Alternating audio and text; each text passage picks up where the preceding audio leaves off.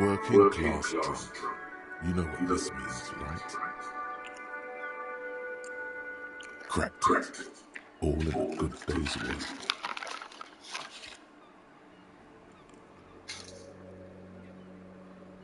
What do you mean, what did I crack? Look at how working class that drunk is.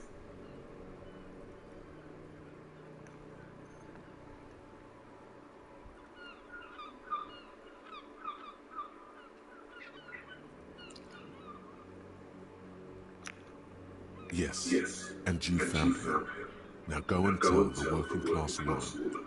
Protect and serve, recruit. Didn't she repeatedly tell you her husband isn't missing? But he is missing. You heard her, the worry in her voice.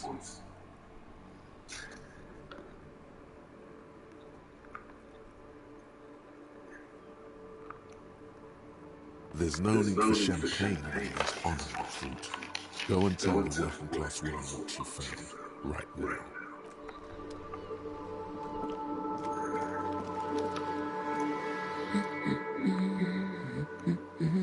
God damn it, I already told you. My husband isn't missing.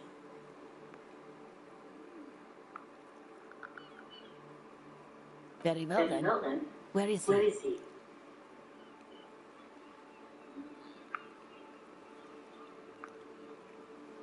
Excuse me? There's something else hiding in her voice now. A trace of worry. Right, because working class women come with alcoholic husbands. You know what?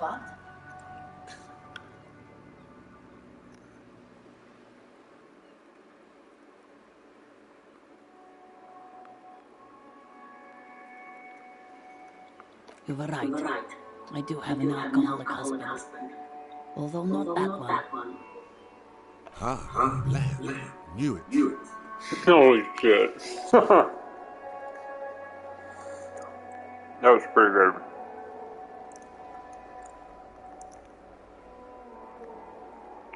I did, and he is. He's also an alcoholic. No, he's not. Or maybe he is. I don't know. He's probably in the park or in Shamrock somewhere, drinking with his friends. I haven't seen him for... Well, to hell with him. There. She's worried now.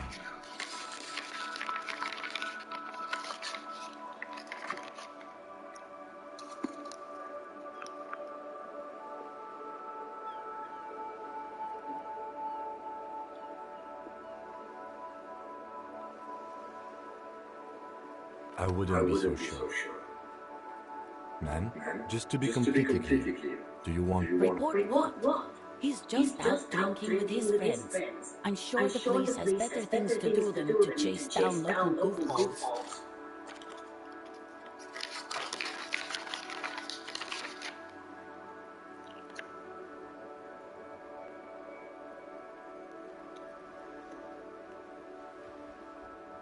She sighs, but you can detect a slight hint of... All right, go ahead.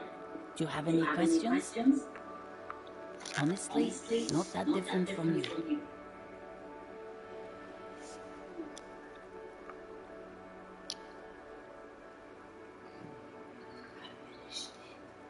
That's one way to put it, yes. No offense. I'd also add he's a little bit chubby. How was it? Good. Good.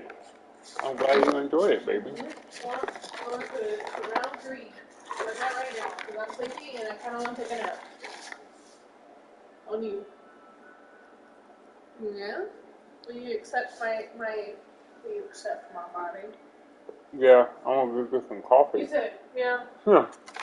Yeah. You got some coffee and I will accept your body Yeah, I guess so, okay. lovingly. Huh? This is streaming it, yeah. What? This is streaming, just so you know. What'd I do? Nothing, I was just like, you know how, racist you can be. I'm joking. Me? Me? Will you take this in the kitchen? Or not? Yeah, I'll get it. Hey, that's mine. Hmm? You're like, what's yours? Wait, what are you talking about? Look, that's the Dark Tower. What brownie? I hear it crunching. There's something grody on the floor.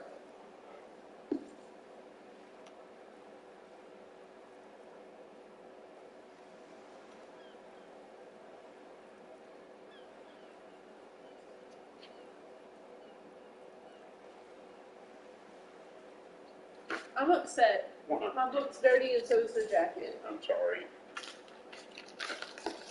There's oil spots all over it. Oh. Look. Oil spot. You can look at from here, oil spot. Then there's oil spot. How's the wool pipe? I don't know. We eat here all the time. Okay. I know it doesn't change the innards, but you know. No. No. Okay.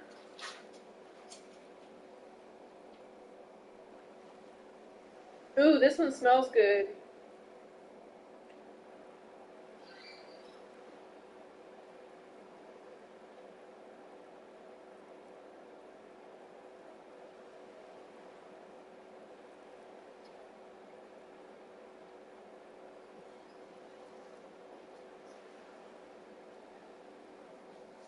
Ooh.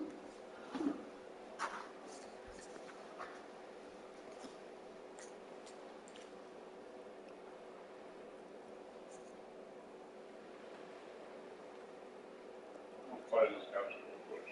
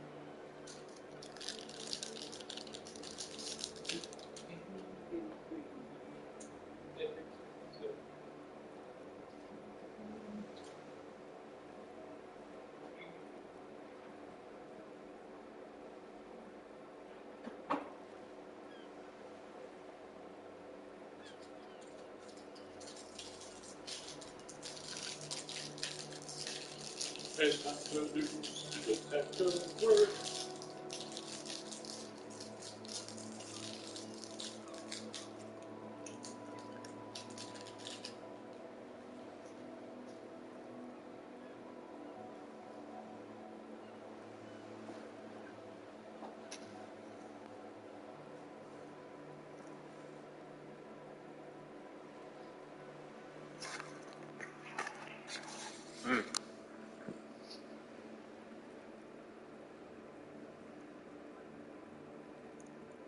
What else? He was wearing a dark brown leather jacket with a bright blue inner lining. The lining is hand sewn. I made it myself.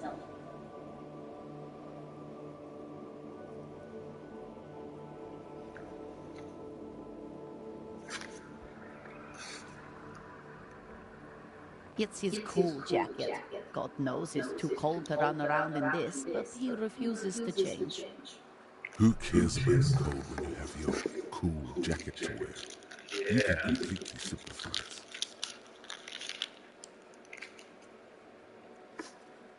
I even tried throwing it away once, but he just dug it out of the bin. Can you believe it?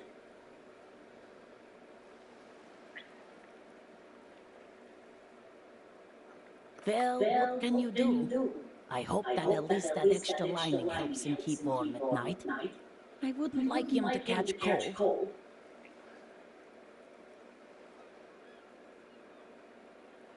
She's thinking about him out in the cold, in some park, or on the coast. And it's making her more and more worried.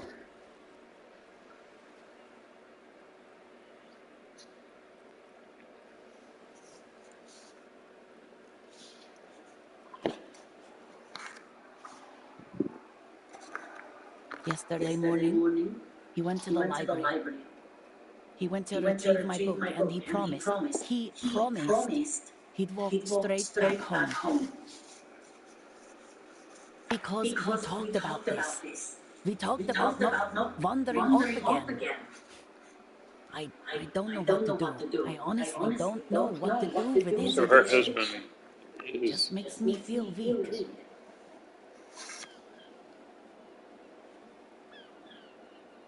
What did you say? I walked up to this lady and I was like, started talking to her, and I was like, I was like, I'm a cop, and it gave you the option to say, is your husband missing?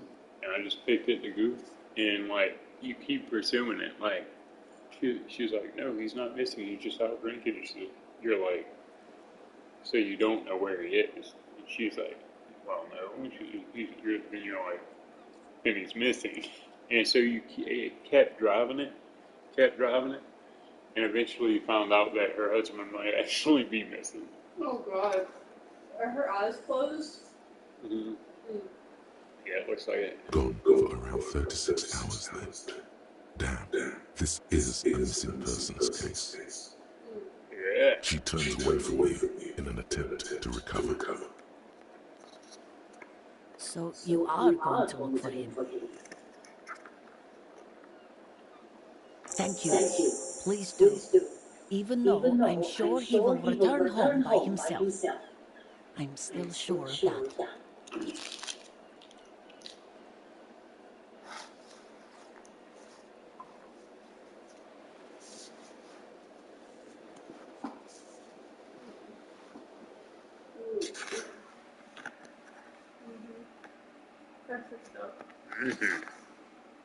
She tries to maintain a brave front, even though her eyes reveal the opposite.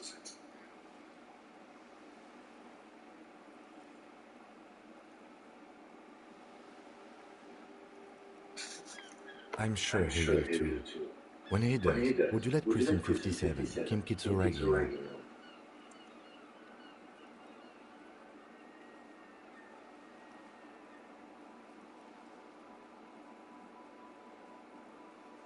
I will. Of course, officer. As I said, it's probably nothing.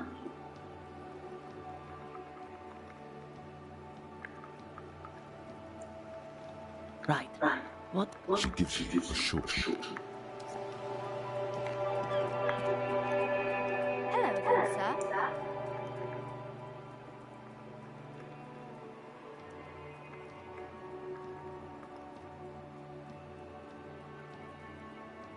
Oh, that's Auntie Billy.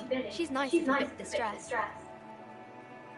I think she is a bad husband, not very nice or helpful. Crime fiction is about murders or burglaries or things like that, and the work of a policeman or a private detective who's trying to solve a crime and catch the criminal. And it's kind of like a puzzle. You don't look much like a policeman.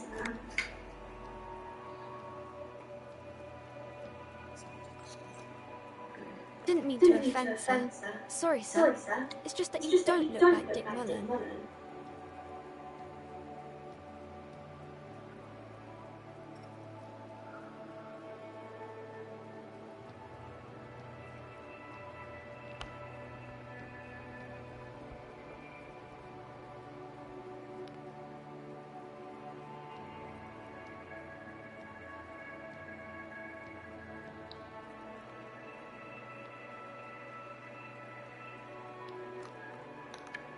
Don't say that.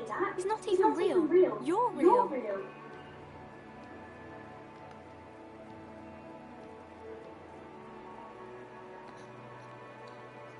Cheer up, sir. No need to compare yourself to a fictional character. Maybe you can show me some real detective police work, sir. Like in the books.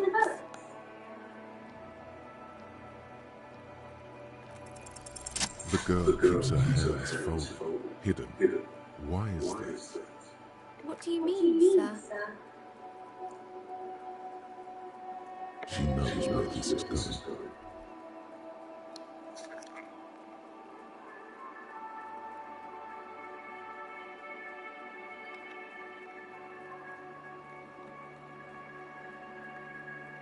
She looks around anxiously. Her hands remain folded, and the lieutenant stands by, looking at the facade of true professionalism.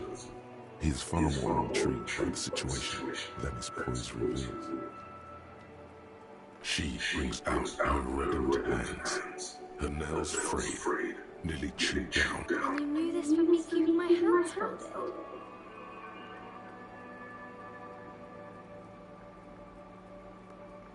Well, that proves nothing.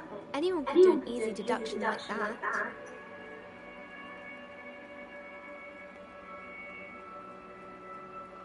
You're quite sober. The lieutenant does not flinch at the comment. He does not flinch even a single bit. He is intensely not flinching. It takes effort.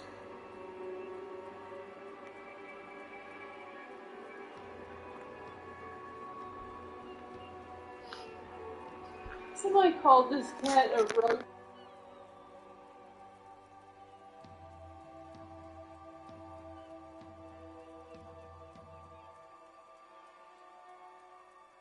Because you usually aren't.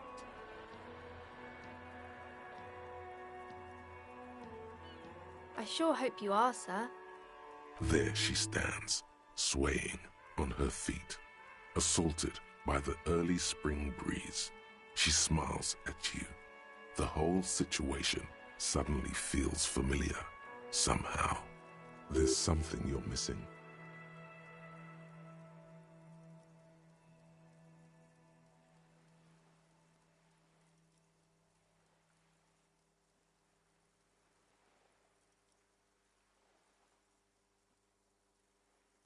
It's the type, or there could be a story about a poor lady getting a rich man. It's about man and lady business, sir. I haven't read many of those. Maybe you should ask Mum. I don't think it's a romance story if the main characters break up, though.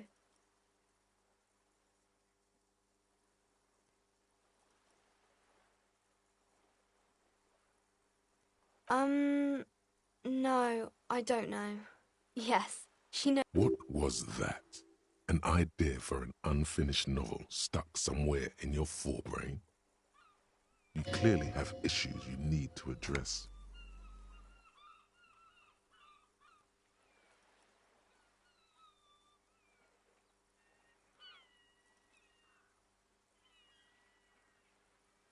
It happens, but those are unhappy books for most of the pages. These are not very common.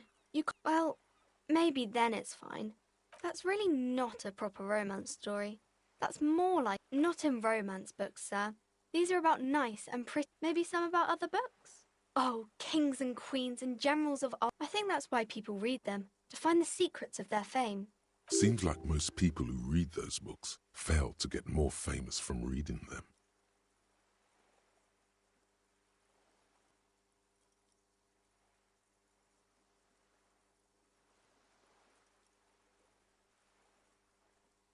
But it does make the famous people more famous.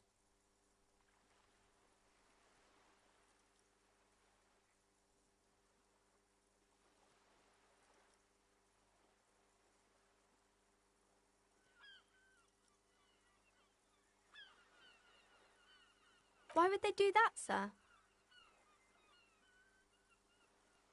That's so cool. Maybe they'll make you a book cover picture and everything. Standing over a dead body. No, sir, I can't. It would be too tiring to refrain from it. It's already tiring enough to remember to say it all the time. It's nice of you to say I could stop, though.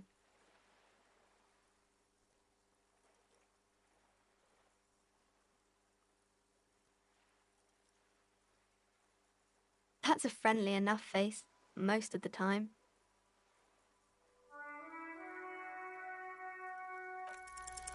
You have absolutely no idea. Familiar? How? You must have forgotten something you heard again.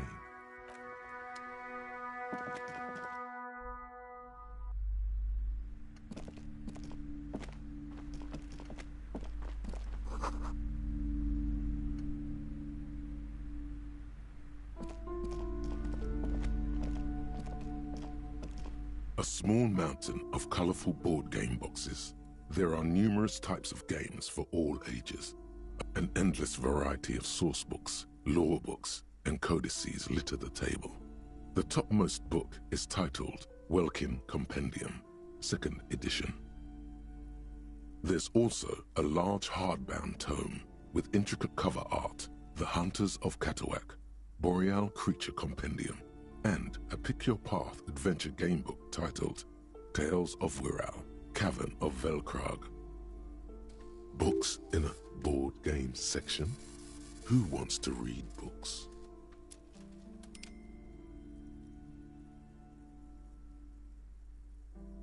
There's a box that says Wirral, 3rd edition Mega Setting Supplements Module. The side panel notes, a fantastique adventure board game, new maps and miniatures. A sticker on it displays 25 real. That price is steep, but then it's the 3rd edition Mega Setting Supplement, so it makes sense. Wonderful board games. Browbritter is a fun game of economic competition, but can get quite intense after. Who are you going to play board games with? Do you have friends or family?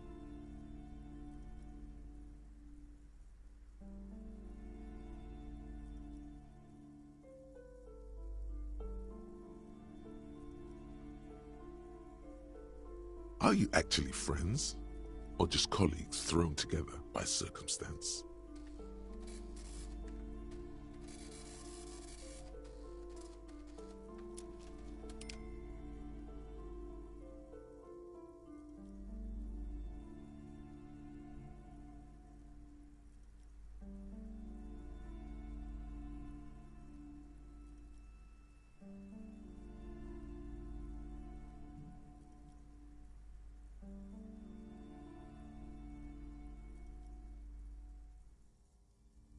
Don't be so hard on yourself, sir. You just need to clean up a bit. And technically, friends are a bit like family. For playing with friends, I'd recommend Suzerainty. It's a civilization building game where you build a civilization, then set off to brutally colonize and repress other civilizations. It'll cost 12 real. Lousy auras there. I've heard they turn people into occult enthusiasts.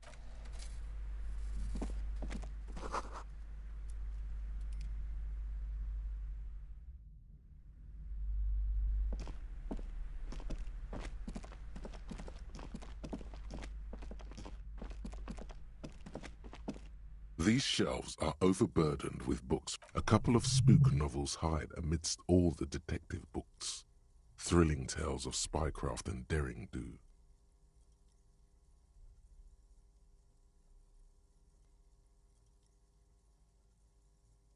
Oh, crime, robberies, murders, even sexual crimes. We're fortunate to have Dick Mullen and his stories to sort all that out.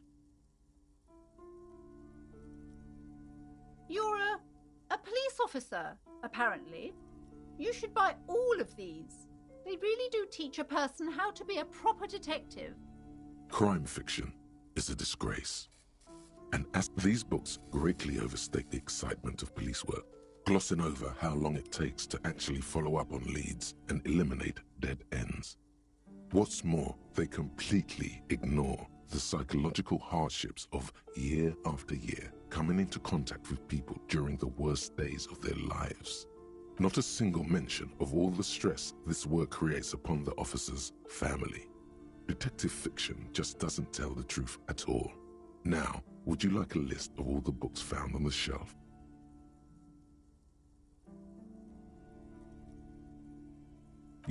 Oh no, yes. The tragedy. Come on. This is not the way real police saw. Come on, Chester. Tell the story again.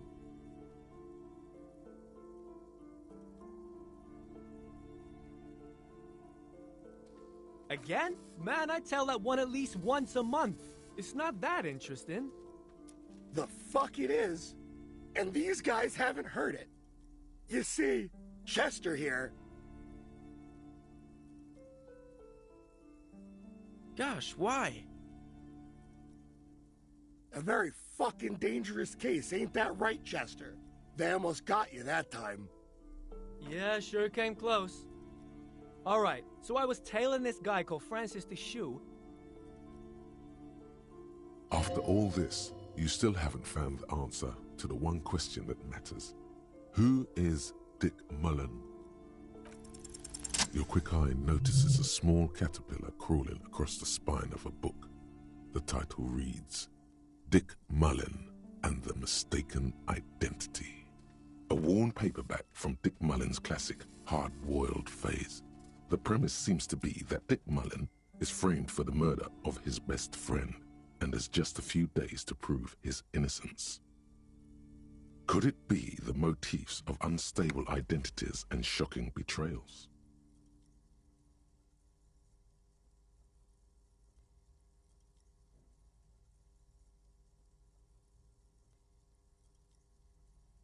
Perhaps you're drawn to the dark and noirish atmosphere.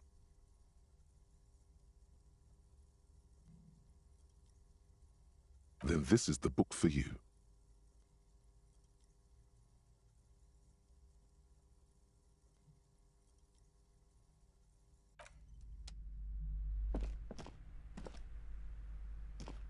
A sulfur-crested cockatoo sits on the cover, its beak slightly open. It looks as if the bird is calling out the book title, From A to Zurich, a guide to a well-behaved cockatoo.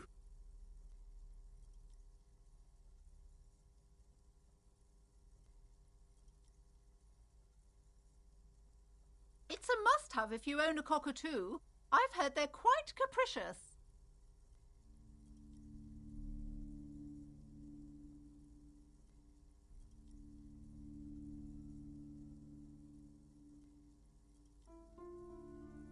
Turns out that there are so many different cockatoo species, and they all have behavioral problems. You don't have behavioral problems. That's garbage. You're cool.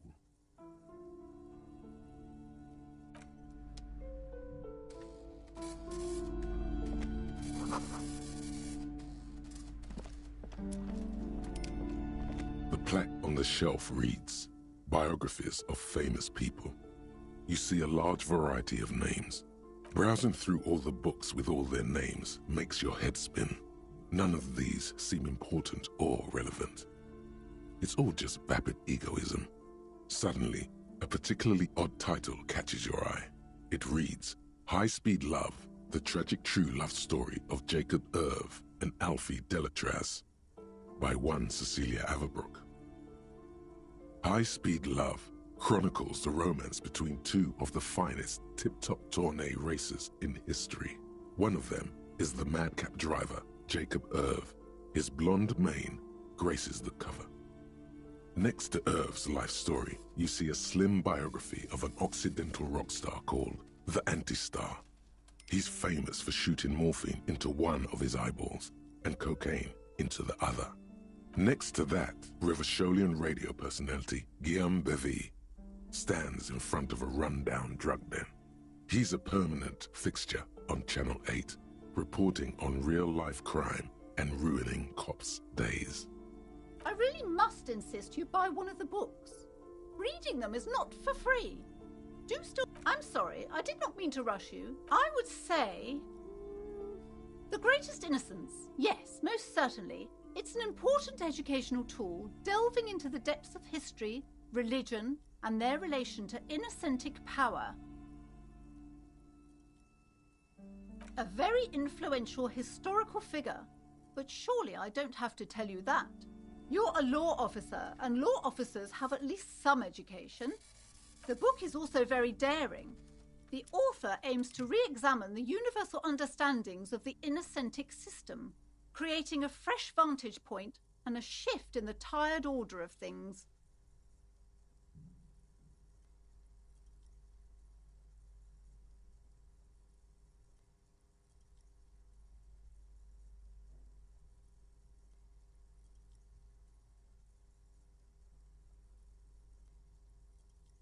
Certainly, it's prudent for a person to have at least an elementary understanding of history and society. Imagine the chaos we'd be in otherwise. You feel like you should get this one. Definitely. It's important somehow. There's something personal inside.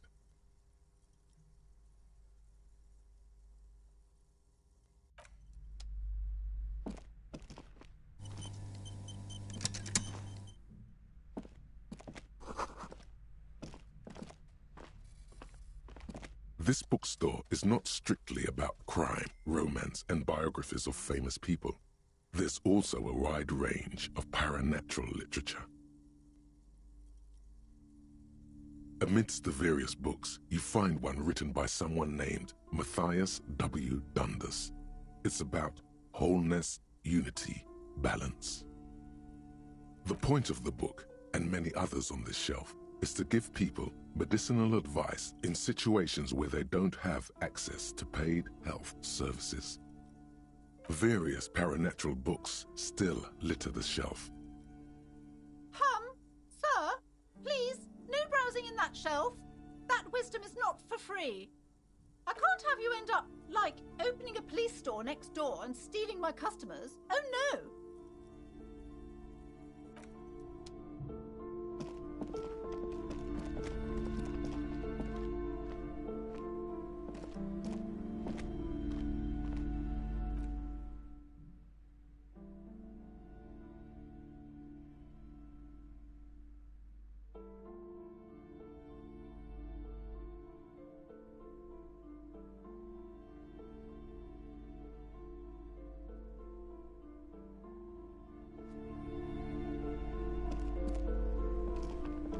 Welcome to Crime, Romance, and Biographies of Famous People. My name is Plaisance. Be welcome, and please take responsibility for the energy you bring into this space. I am the proudest owner of our little shop of culture.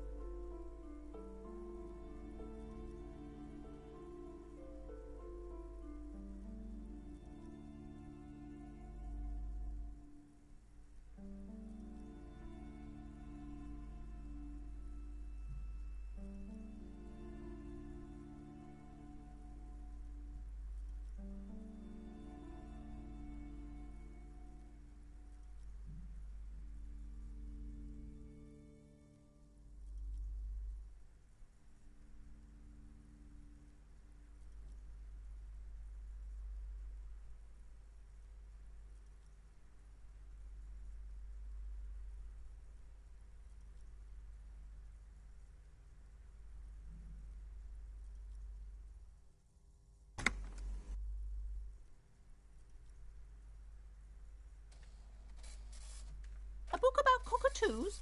There should be one upstairs, right next to the shelf of biographies. Goodness, you were already doing good, browsing the shelves. Why'd you stop? Don't you feel compelled? Go. Everything is on the shelves. Take a look yourself. The shelves compel you, don't they? She's attempting to mentally direct you towards the shelves. She only wants you to buy the goods. She doesn't care about the books.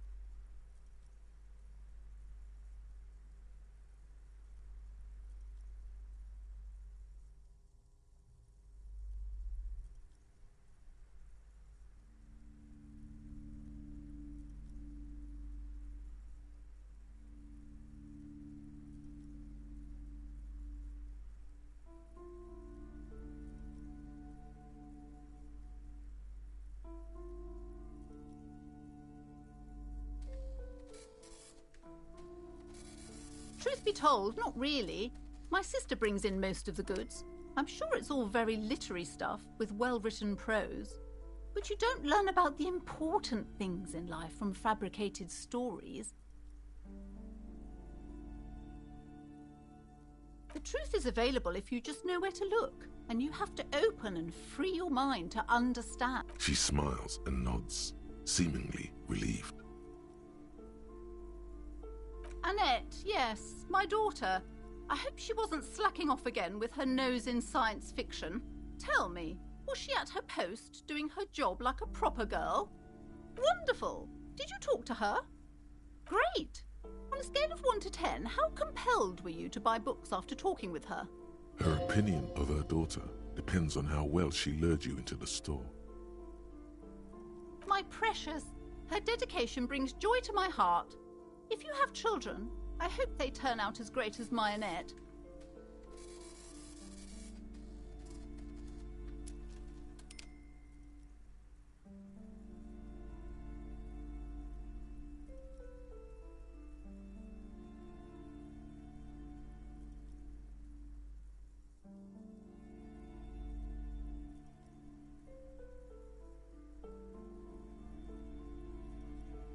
God, I've told her not to do that. It's such a disgusting habit. She'll get over it. Anxiety is a part of life. A part of hers, too, clearly. She can, if she has enough willpower. This is what's called growing pains. Life isn't easy. Life doesn't... Come on, ma'am. It's obvious she can't do anything about it. You are placing an unnecessary burden on a young child.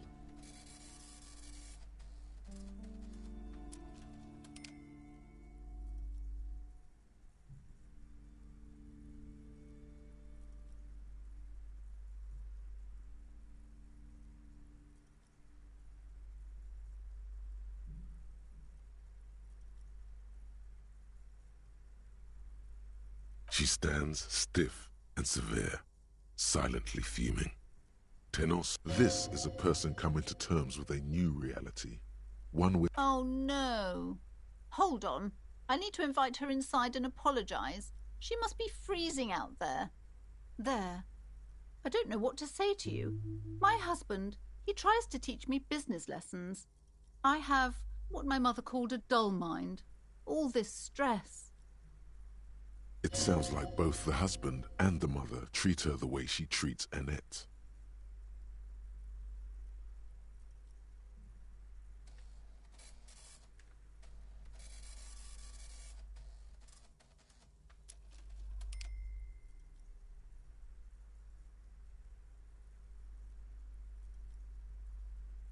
Oh, well, my mother was horrible, of course.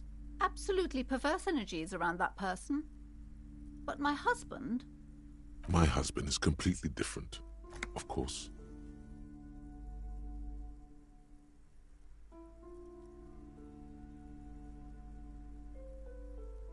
Yes, my husband is a successful entrepreneur east of the river. If only he were more involved in the business we're running up here. No matter. Soon we'll both be off for Grand Couronne.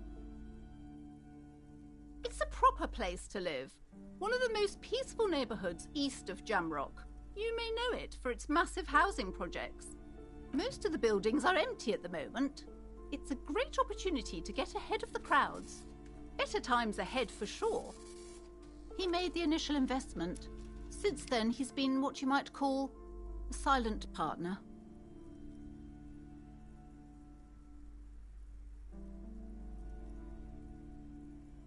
Yes, I'm afraid so. A real treat she is. It would be nice if she had...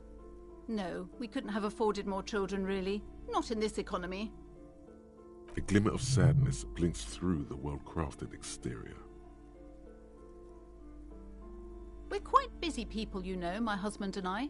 Quite busy. Children are a lot of work. You don't look like a father, so I don't expect... I'm sorry. I'm sure you do understand. She's been too busy helping me here, so she studied at home this trimester. This is a temporary solution, of course. I assure you, I of all people understand the importance of education. She will be back in school the moment the store takes off. And hell freezes over? Never mind. It's not a good topic to get into. The woman looks aloof. Her features much softer. Occasionally she glances at her daughter's silhouette.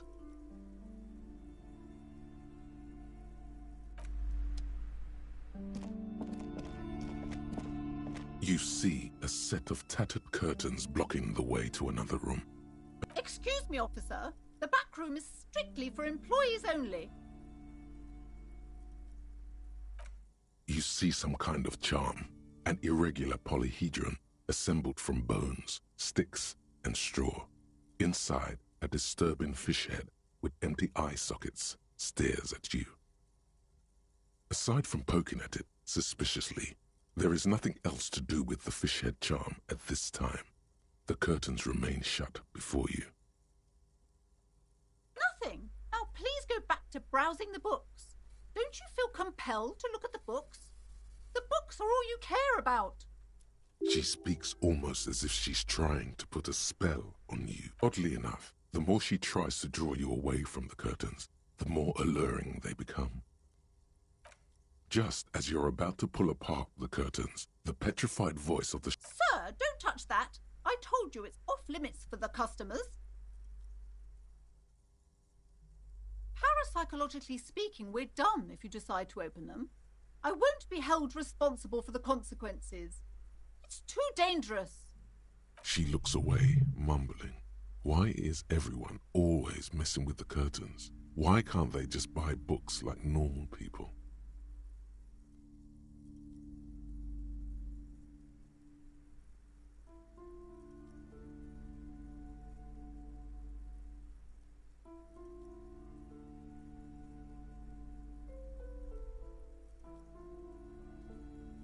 You do? My God, even more reasons not to mess with the curtains. Just step away, dear sir. No, it's just a storeroom for the employees, I told you. Now please step away from the curtains. Why? It's not like anyone was killed there. I'm sorry, I don't mean to be so impolite. Just please don't go there. I can't allow that. You'll only make things worse and unleash the powers.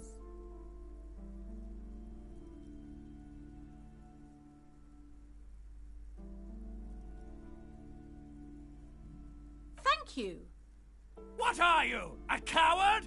Think about the... There is something mysterious about the curtains. The curtains, tattered with age and covered in dust, hang before you, as if taunting you.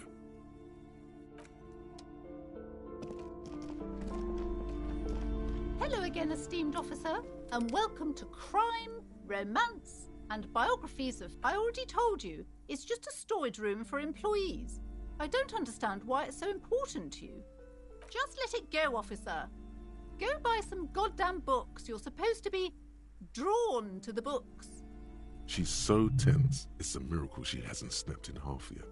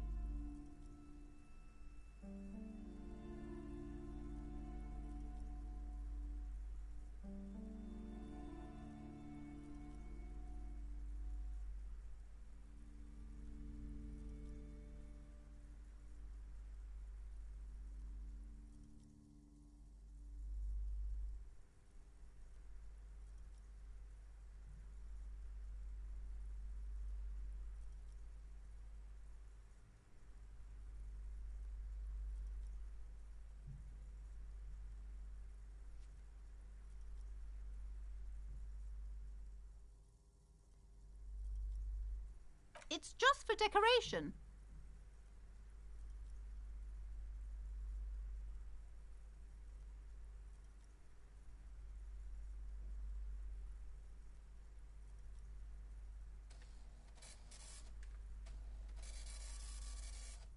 Okay, fine. It's just because this place is cursed, just like everyone said. They don't call it the doomed commercial area for nothing. Are you happy now, officer? Happy that you've ruined everything?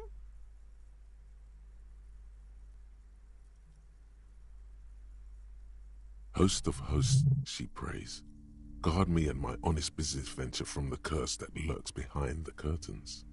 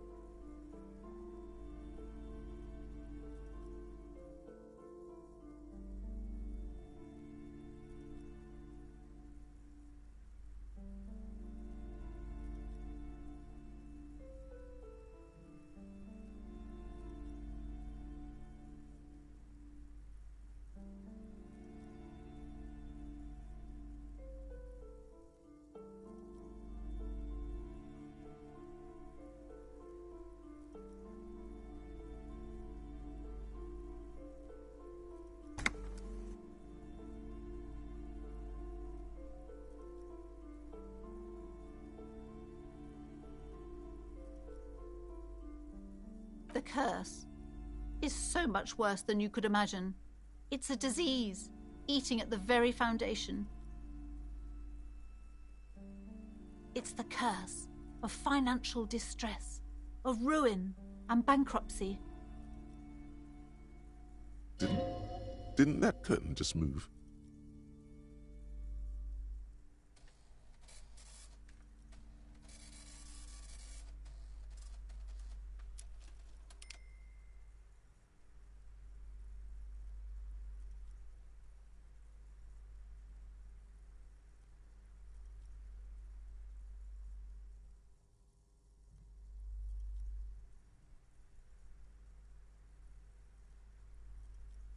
It's not just that, officer. We're dealing with something supernatural here. It's the cacodemons feeding off bad business practices and disappointing income statements. There's something wrong with this building, I can tell you. Ever since I arrived, I've sensed an eerie, lingering presence, as if I was unwanted here.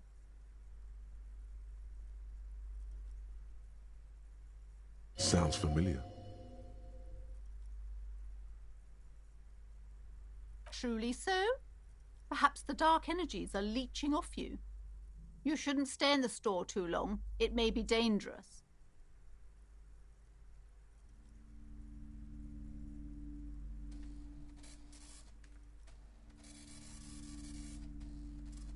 It's not good to talk about the curse, not in detail. The negativism, it's dangerous. Talking about the void wraiths angers them. Wow. Void raves. You have new words.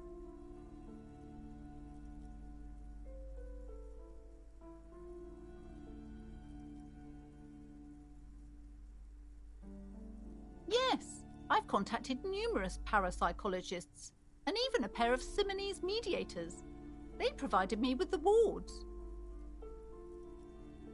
The The wards help to keep the doom at bay and protect us against the darkness that lies further in the building, even though now I fear it's not enough. Oh, this? No, it's a special Himian amulet, blessed by desert pygmy shamans, with a spell of compulsion.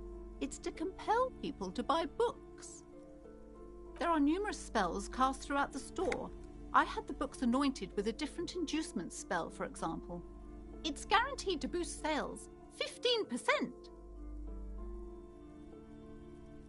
Most certainly not. I don't want anyone who's not familiar with the psychic arts to get involved in this mess. Stay away. Leave the spirits be, so they can return to their slumber. Psychic arts? Sounds right down our alley.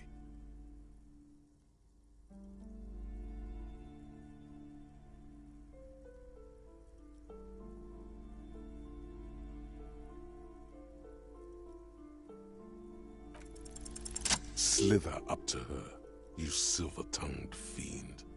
Show her what world-class perfidy looks like.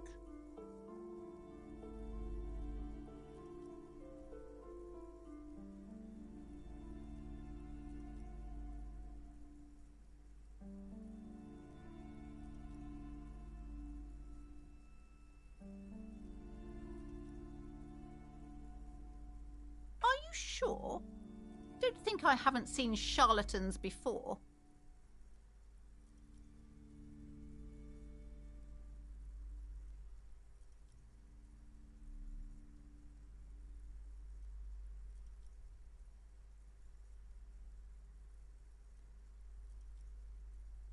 You're no paradetective.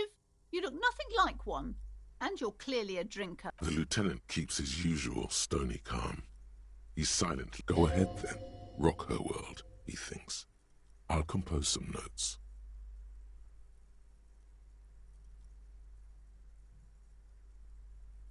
How do you know all this? Here we go.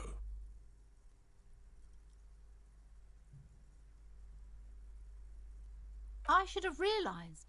A pattern lies within the fabric. The hand of fate guides us. Our meeting couldn't have been mere chance. Perhaps you truly are the one to deliver this woman from the doom. But I am not the only one at risk. I have to think of my daughter.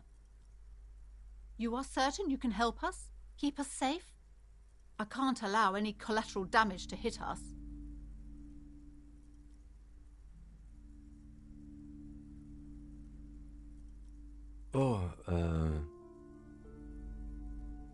Certainly so, ma'am. I can assure you my partner is eminent in this particular field. If you promise, good officer, then you might be our last hope. Do you swear it?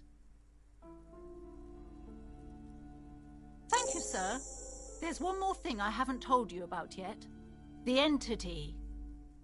Do not act surprised. You know of these things, sire. You have? The entity takes the form of a woman, a witch probably. I've suspected that she must be connected to the curse ever since I first saw her. Did you know that she lives inside the chimney?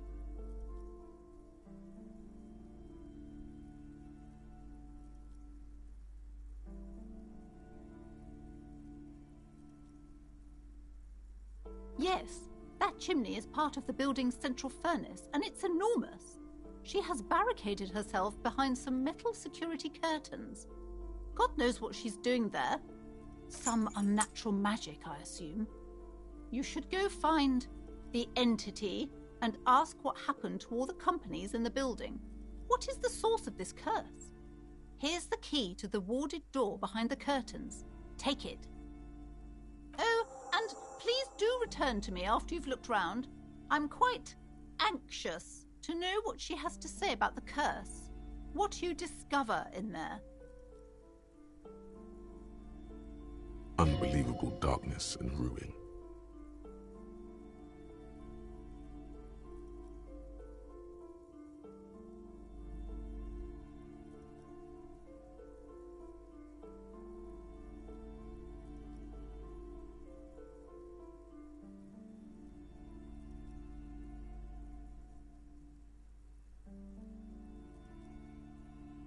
What you discover? Probably just some office space. Don't... Okay, but please, only a few questions. The woman looks aloof.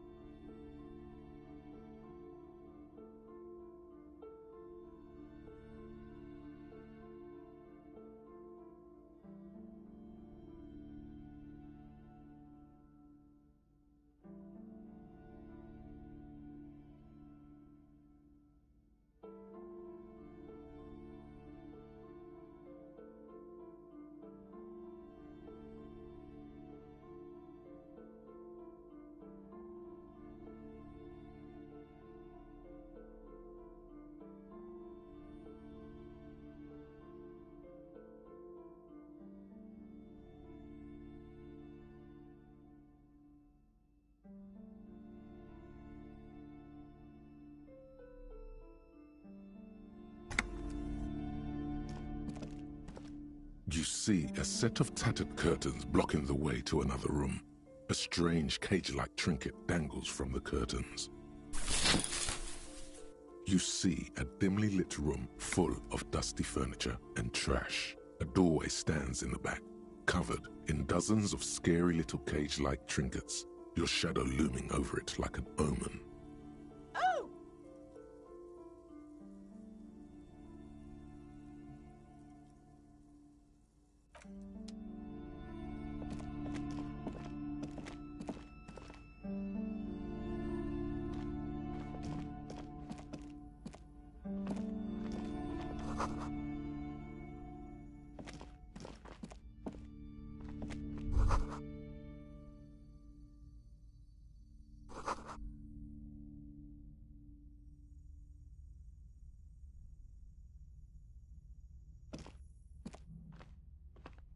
A heavy door with a missing handle stands before you, covered in dozens, if not hundreds, of little oddly shaped trinkets and charms.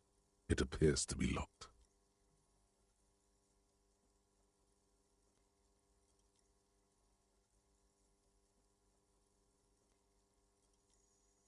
Only an echo. A hollowed-out, dark echo. After exerting some force, you manage to turn the key. It's eerily silent. The door slides slightly open, letting a draft of cold air into the room.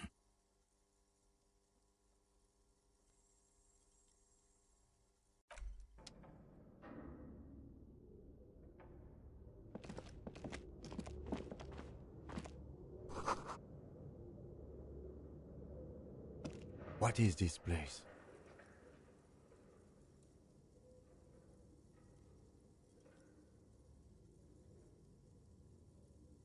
Yes, but no one's been here in ages. I doubt the electricity still works. Good thing we have a flashlight on us. Don't forget to take it out of your bag before we move on. Some specks of dust shimmer in a faint beam of daylight falling from the window. Other than that, the room is dark. An eerie feeling rises in your chest.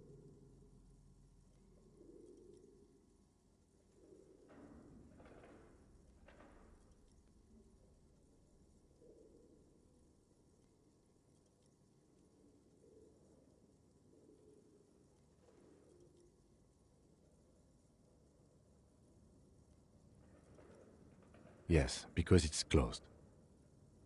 No need to look for supernatural explanations where a banal one will do. Now let's move on, shall we?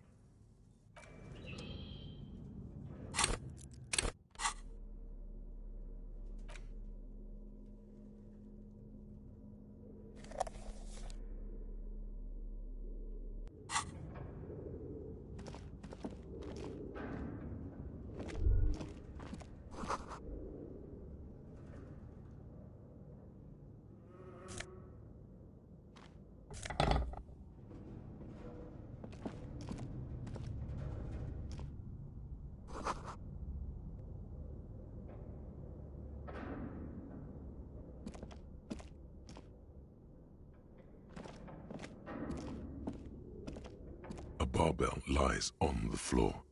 The color has worn off its weight plates. It's 60 kilograms. Your triceps hum at the sight of these weights. Show the world what kind of beast it's dealing with. Lift them. There are no collars on the barbell. This is a safety hazard. Why does it feel so familiar?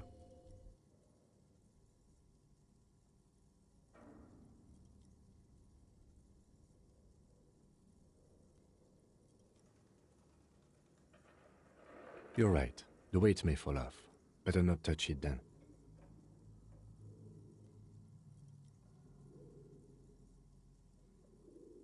It would be a violation of EPIS safety regulations if the gym was still operating, but it isn't.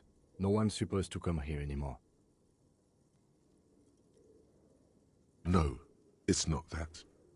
It's the stale smell of rubber, the squeaky sound of sneakers, your bruised knee against the mat, and a whistle. Then the feeling is gone.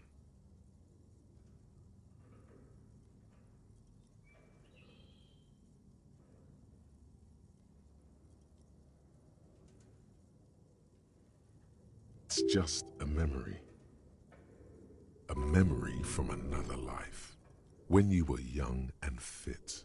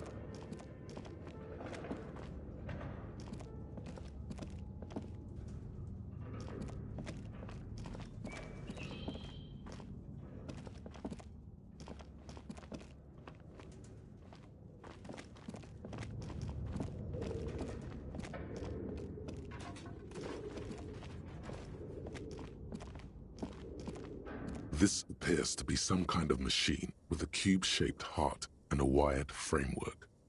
The keyboard has a rectangular on-off button. A piece of paper still hangs from the printer. A radio computer. Just sitting here without anyone inside.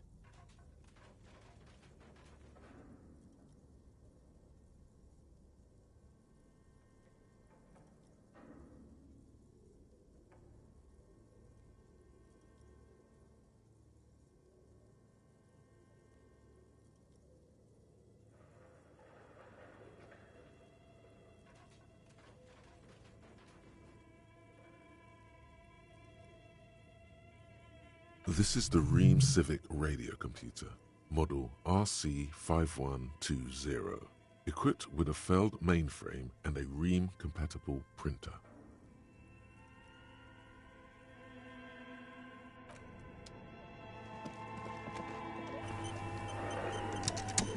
Your flashlight slides over an old green chalkboard covered in scribbles, sketches, and schemes like some ancient cave mural.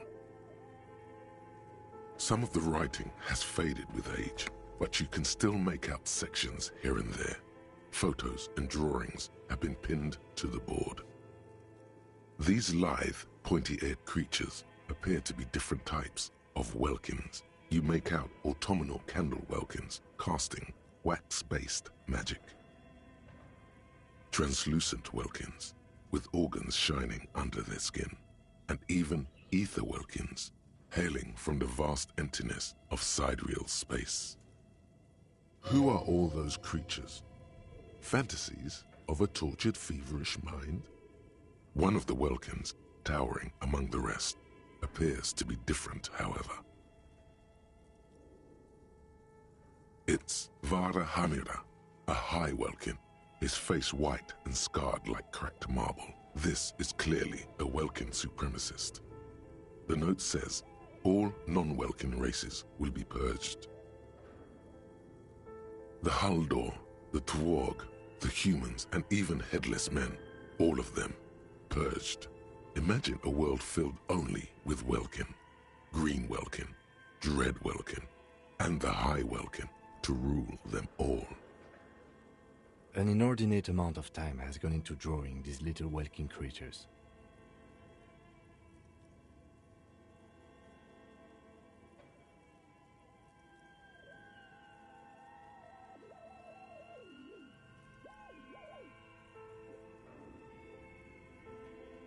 Some people really like building a world, I think, even if it's just for a game.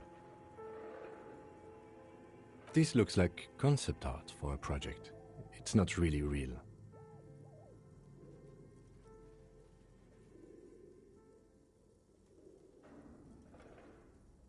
Just look at those details. So much effort.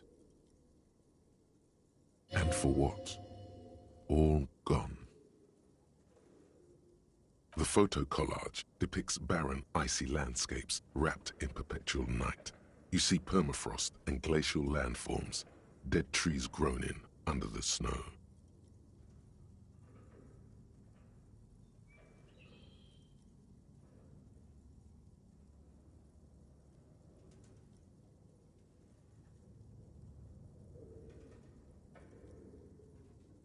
Entire oceans have been frozen from shore to shore. There are pictures of settlements on dried-up riverbeds, abandoned in a storm. Animal corpses in the dark, carcasses and bones.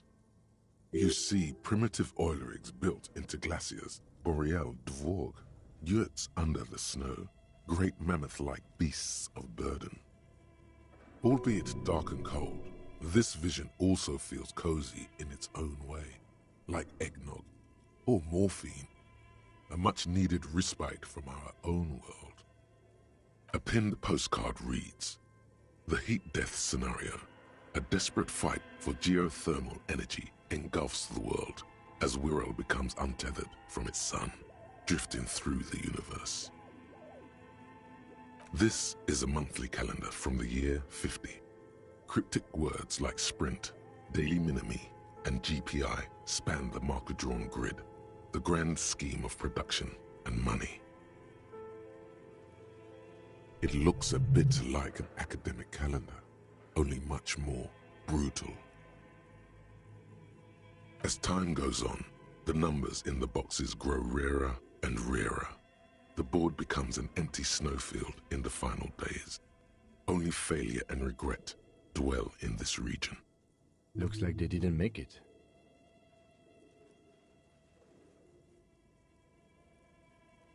A note in the bottom left corner of the chalkboard says, "See the prod schedule filament for details."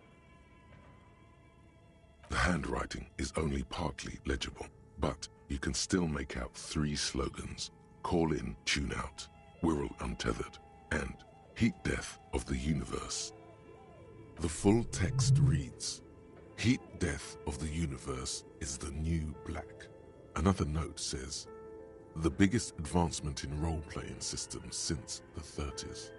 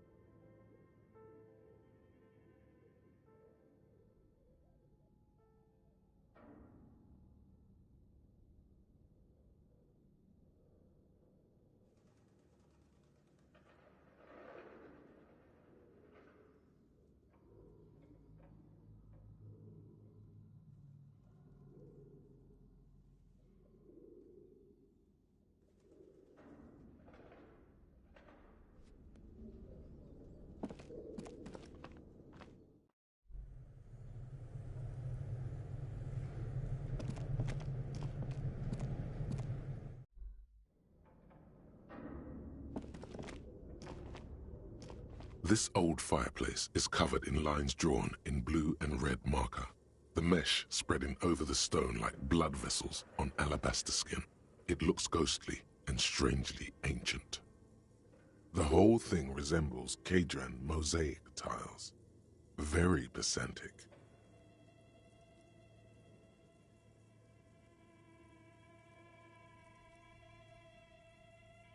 History classes, students with their textbooks open, studying the roots of our civilization.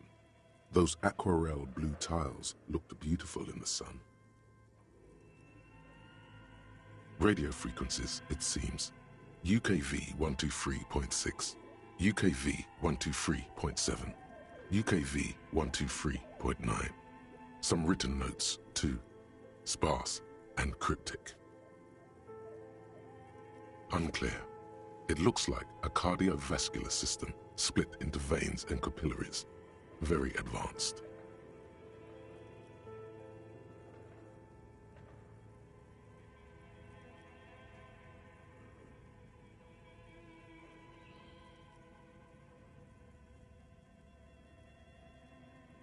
Perhaps the web is comprised of radio stations, all lead back to one red heart, titled the Game Master Frequency.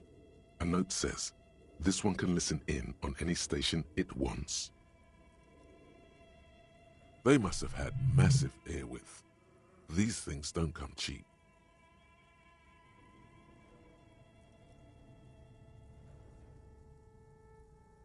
Someone very important. The leader of a massive on-air game built by these people. A conductor for the hundreds of story threads that pass through the Game Master's frequency. Whoever decides to call in to a call-in station, it looks like.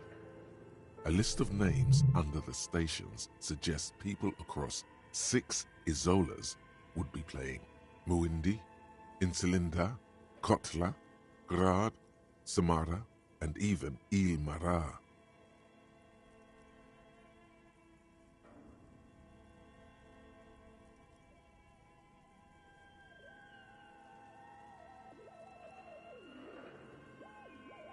All of this is gone, left unrealized.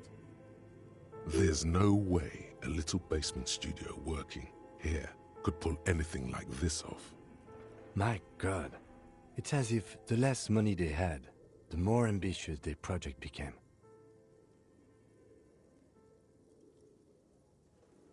Exactly. This schedule, I know doom when I see it. The company was running out of funding.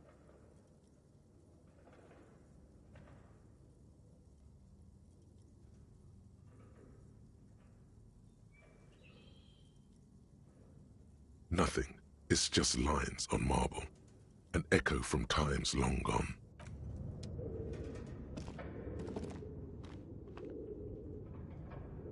The dusty radio computer sleeps on its... We have one of these down at the station, but I never really learned how to use it. The machine lights up like some prehistoric animal stirring from its slumber, revealing fluorescent play and print keys on the keyboard. The hatch on the machine's central compartment is wide open.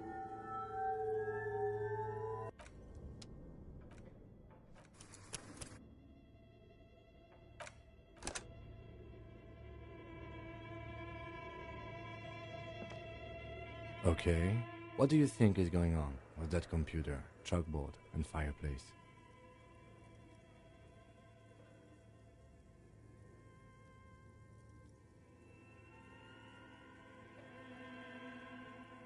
No, that's not it. I think... Like he's ready to lay out a fine theory, crafted together like a puzzle box. It looks like one of those popular pen and paper role-playing games. Only these people were trying to automate it, make it work on radio computers. Utter madness, he thinks, as a compliment.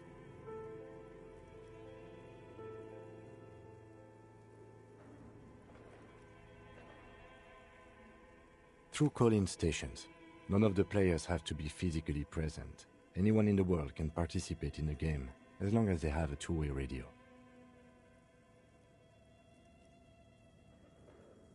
Then there's the Game Master frequency that listens in on the smaller calling stations. I think that was supposed to coordinate the stories, functioning as a master of ceremonies of sorts. Coordinating so many games would take a whole switchboard of people, possibly divided into sub-frequencies. Not to my knowledge. They make automated games in Graz, Messina, Königstein. You know, places with industry. But I don't think anyone has attempted to create an inter-isolary game before. We just don't have the technology.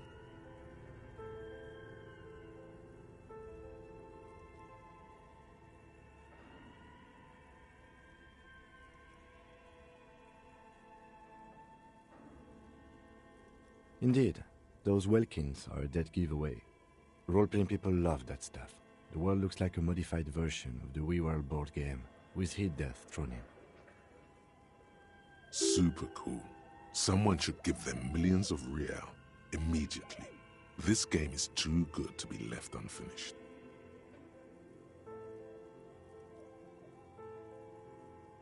No idea. They stopped filling out the schedule on the chalkboard. Indeed, it's ambitious and untethered from reality, but...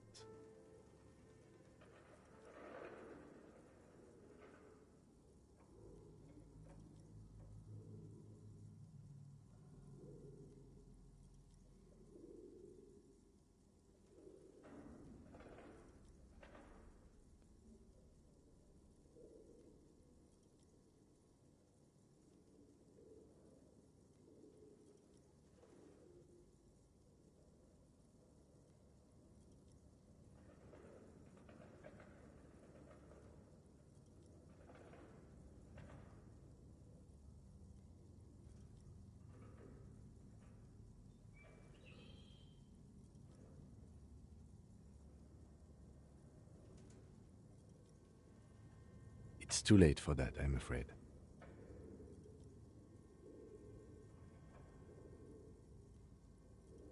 Okay, let's keep moving. Tiles on the cube are still smoldering, casting the framework in a soft glow. Fluorescent play and print keys shine on the keyboard. It's empty, like a beehive without its brood. Some cables have been left. The filament you have would fit perfectly inside the compartment. Like a smooth draw, the filament slides into place. On the keyboard, the play key starts blinking. A bar of fabric right above the keyboard starts producing a soft hum. The sound of static seeps through the machine's planar magnetic driver. Have you stirred the ghost of the doomed commercial area from its rest? Could this be its dismembered heart beginning to flutter?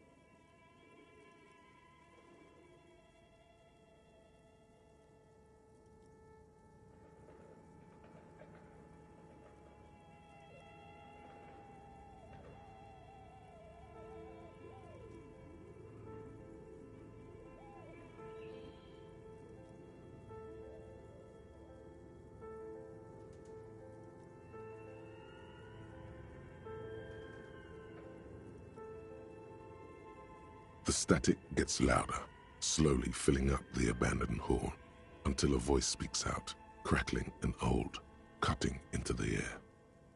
Good afternoon. Fortress accident en rue de Saint-Ghislaine. This is East Insulindian Repeater Station 1. Please repeat. Is this the production schedule?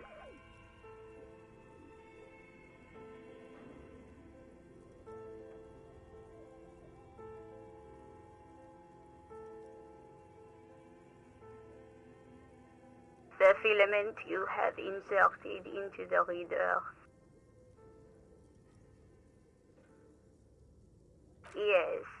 Is that the production schedule? Good. Please repeat the password. Password? Of course it would have a password. That's why there's a human administrator involved. No.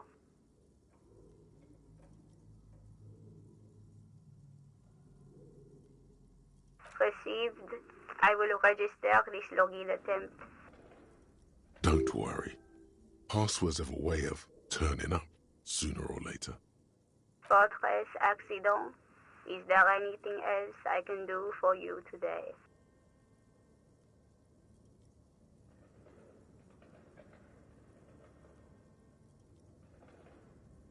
Yes, I am alive.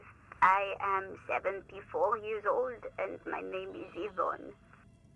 She repeats passwords. Programming people are all paranoid.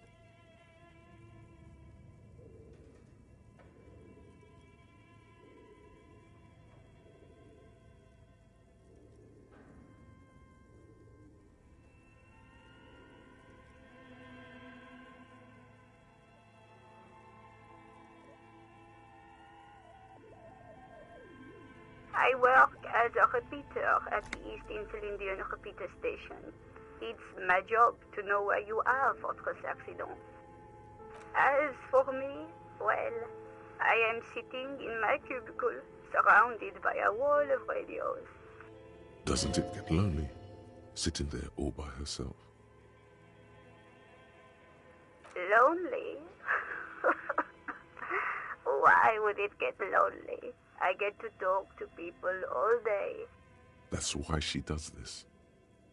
Now, please tell me if there's anything else I can do, Fortress Accident. Thank you, and goodbye.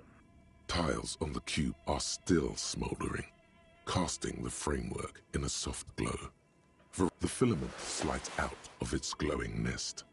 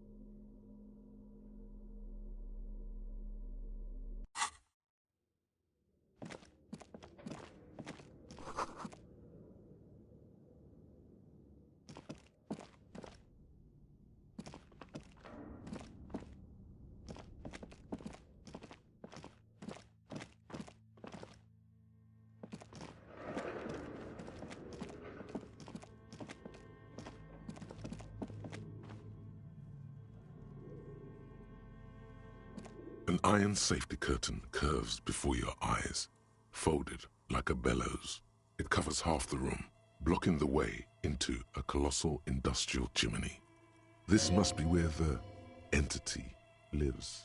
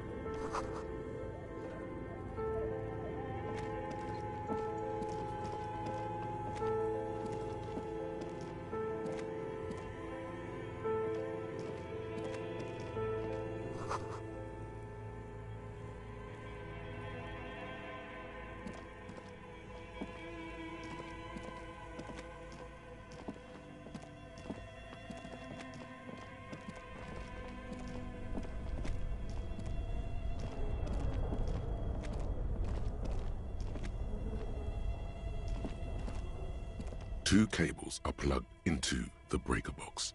The red one leads off into the darkness, while the black one seems to be feeding a buzzing little fridge-like thing in the corner.